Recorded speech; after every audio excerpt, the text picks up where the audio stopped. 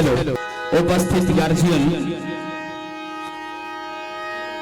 सभी को हम सब कलाकारों की ओर से हार्दिक अभिनंदन एवं चरण छू के प्रणाम रही। जय हो।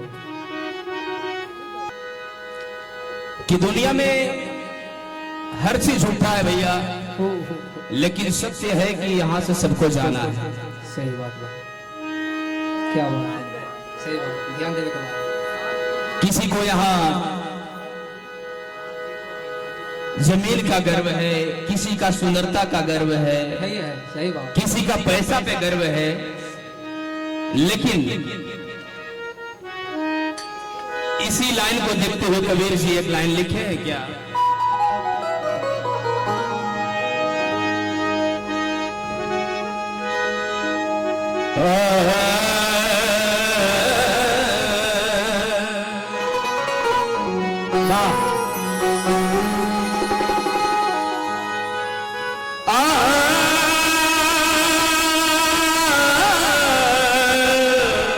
क्या बात है मित्र।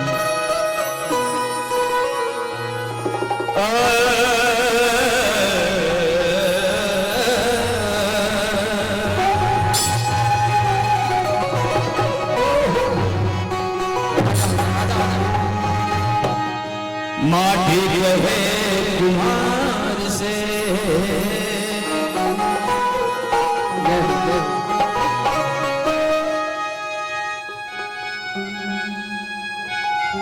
माटी कहे कुम्हार से,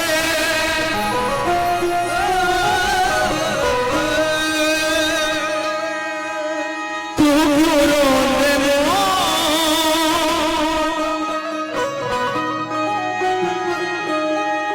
अरे एक दिन ऐसा आएगा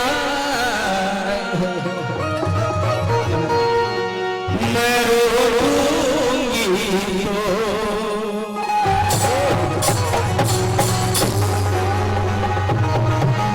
राजा हो जाए भैया। आया है सो जाएगा राजा रंग फकीर। अरे आया है सो जाएगा राजा रंग फकीर।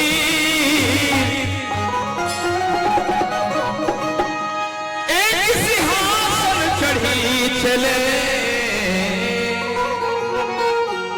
एक बंधे जंजीर।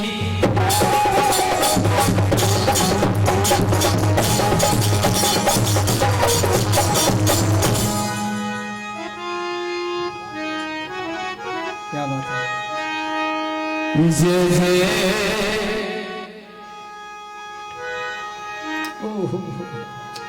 गैल से भुलाई,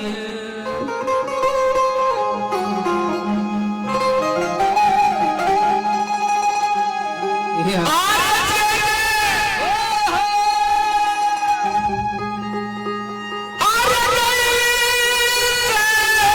भुलाई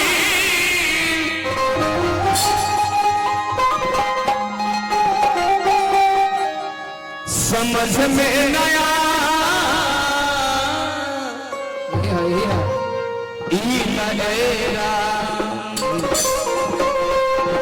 यही समझ के बामित भैया। दुनिया में ये चीज पकड़ मुकेश बाबू एक दिन सबके जाएगा कहे कि सब गाड़ी पर हमने बैठल है। लोग कहता कि हमार बेटा 25 बरस के हो गई, 30 बरस के हो गई, 30 बरस के ना हो गई, 30 बरस जिए के जिंदगी में 30 बरस माइनस हो गई।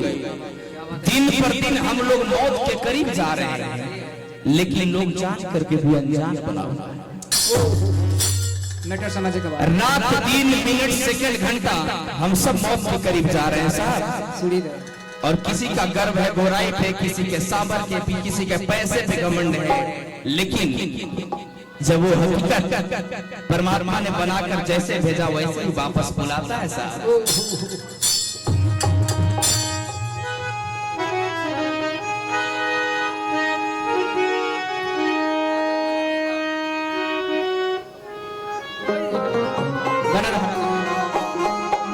जे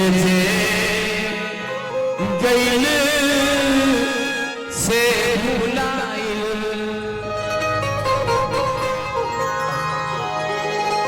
जे अरे गैल से भुलाइल समझ में नया इलेरा अरे जाने कहाँ अझुराई अरे जाने कहाँ अझुराई और लवट के ना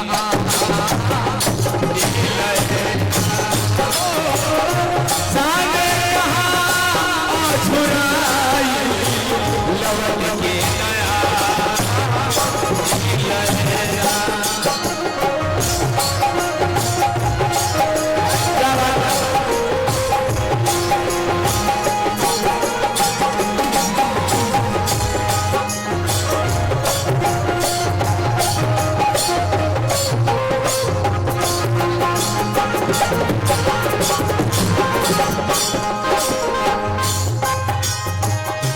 जैसे कैल से भुलाए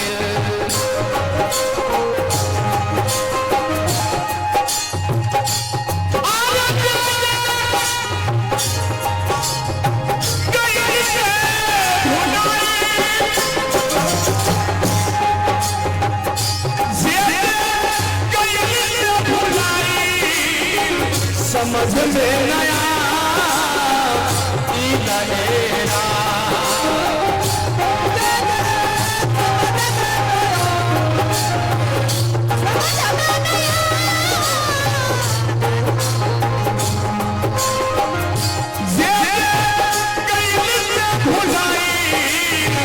समझ में नया इलेरा जाने कहाँ अझुराई जाने कहाँ अझुराई लवट के नया इलेरा जाने कहाँ अझुराई लवट के नया इलेरा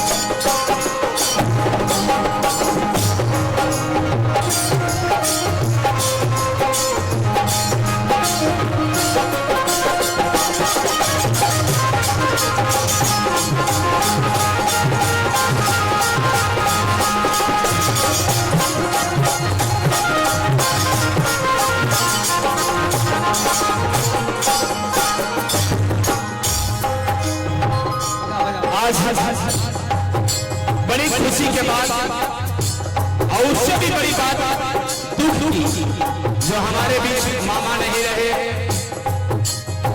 मुझे भी जब उनकी आती है तो आंखें भर जाती है। कुछ तो नहीं पर जो लोग मिलते थे और मैं मिलता था बहुत सम्मान से राजा बाबू कह करके बुलाते थे।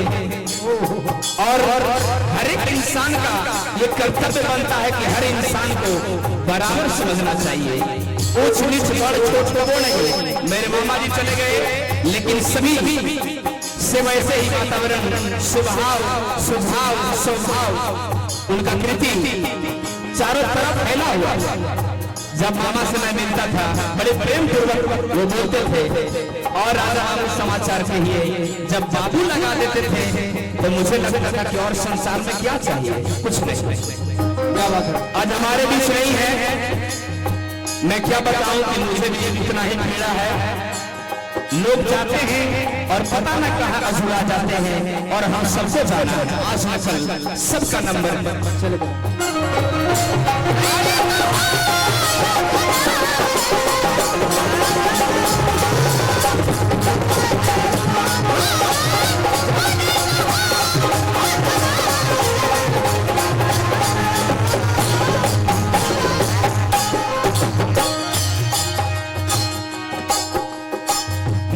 जगले केहू केहू सुतले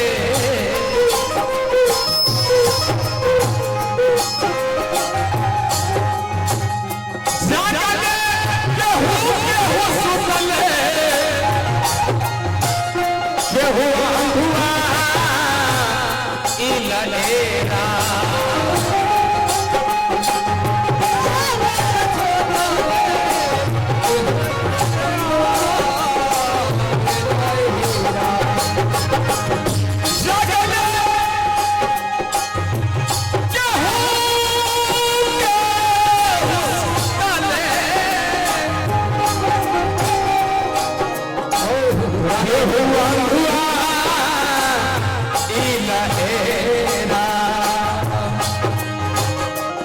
राजा होगा, राजा बताइए भैया।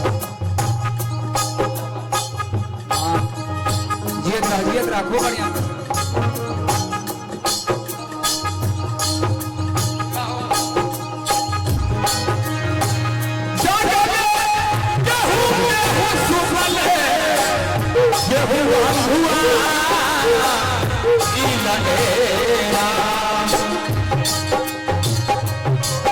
केहू जागले केहू सुतले सब केहू एक न एक दिन हर एक इंसान के विधि के विधान तहत जाकर परिणाम ध्यान देने का मित्र जागले केहू सुतले केहू भगवा इललेरा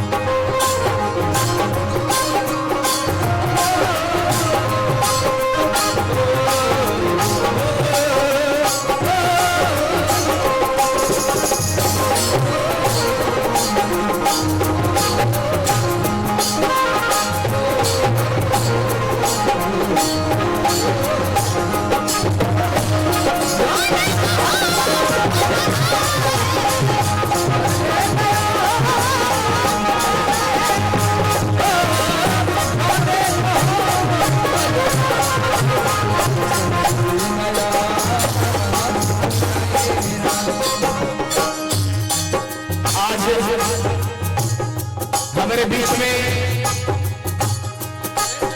हमारे माता जी हमारे माई बहन बैठ के सुन रहे वाले ये बड़ी सौभाग्य की बात है। आजकल सबसे महत्वपूर्ण हवा में दमड़ी अधेला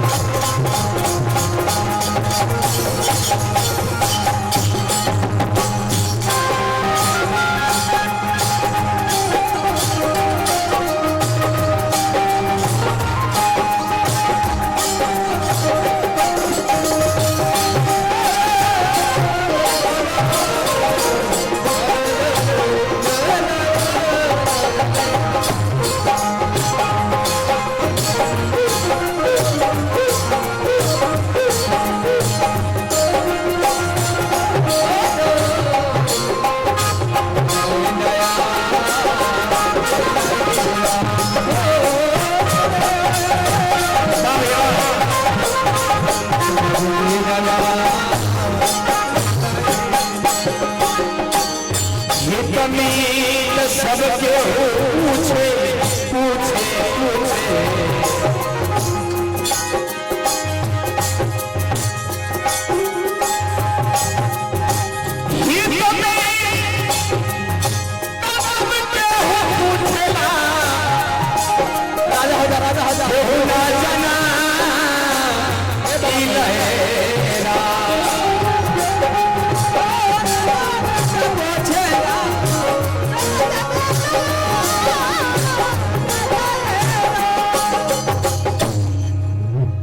मैं एक बात बता दूं, आज बड़ी सौभाग्य की बात है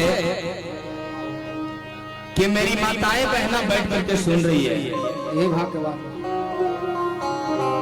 मैं बता दूं कि बड़ी मुश्किल से जब कहीं से मैं प्रोग्राम करने जाता हूं, वहां ये सब गीत संगीत में हर किसी को मन नहीं लगता साहब, जिसकी समझ होती है वही टाइम देते हैं। आजकल तो बहुत सा गाना आ गया है मार्केट में, जो अनफिट है वह फिट है, मैं नहीं तो कौन भी।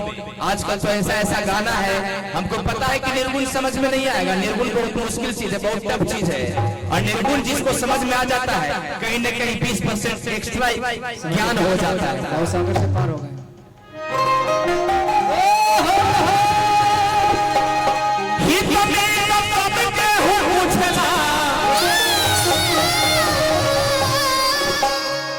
हमारे मौसी जी की तरफ से बहुत पुरस्कार है, चरण में प्रणाम है। हमको अब समझ में आ रहा है कि हमारे समाज की महिलाएं भी आगे अग्रसर संगीत में होते जा रही हैं। एकदम आगे रहिए। बहुत मुश्किल से हमारे समाज में ऐसे गीत संगीत महिलाएं बैठ करके सुनती है। क्या बात है। ये बहुत सौभाग्य की बात है कि आज इतने चिंतन मनन निर्गुण पूर्वी और भजन का आनंद ले रहे हैं। गर्व की बात है, बहुत गर्व की बात है, अच्छा लगता है।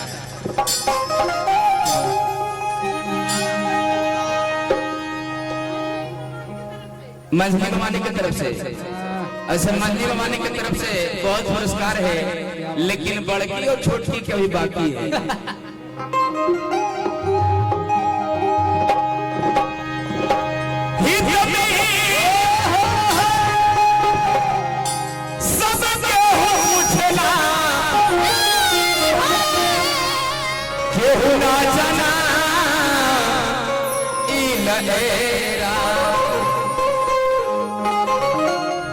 मुकेश बाबू, हमनियों के तरफ करीब करीब 30 वर्ष माइनस में होगा, याद रखते हो। करीब करीब 30 वर्ष हमनी के माइनस में बा, जेकरा में जिए के बा। रात दिन हमनियों के नजदीकी मामला बढ़त बा। अब बीच में कब गाड़ी एक्सीडेंट हो एकर कोनो गारंटी नहीं है। क्या बात है भैया। हित में कब के हो पूछला केहू ना जाना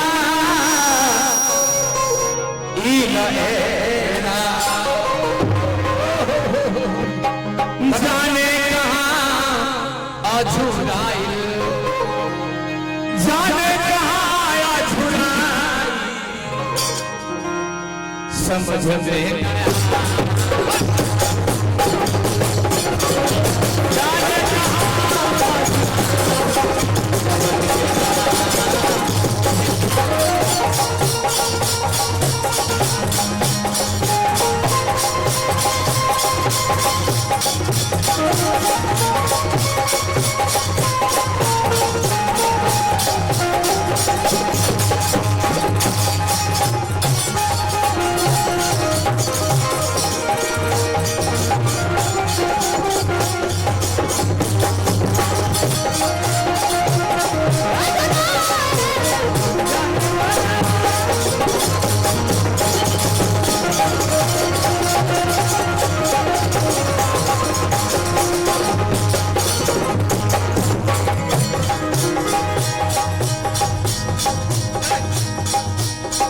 जगले केहू सुनले, अरे जगले केहू सुनले, जगले केहू सुनले, भगवान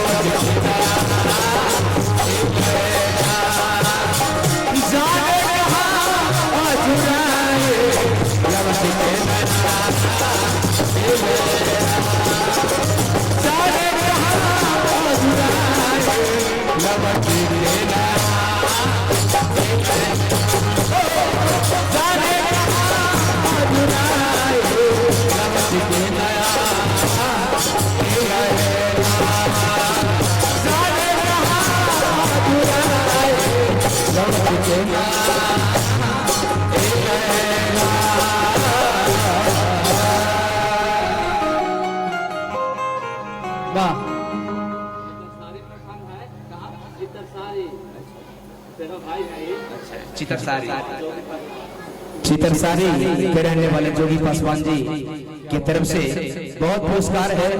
भैया के चरणों में प्रणाम, आशीर्वाद की प्रतीक्षा रही। ये गीत संगीत सुनला से मन पवित्र हो जाला साहब, बहुत कुछ सीख मिलेला। का बचन काका तहरो समय नजदीक आइल बा, गीत संगीत में मन लगावा। काहे कि उहे विमान पर सबके चढ़ के जाए बा, ई मोटर कार गाड़ी सब तो डुप्लीकेट बा। असली जे बा उ चार पाइए बाहर या बास को सब टोकरे पर जाए के बा।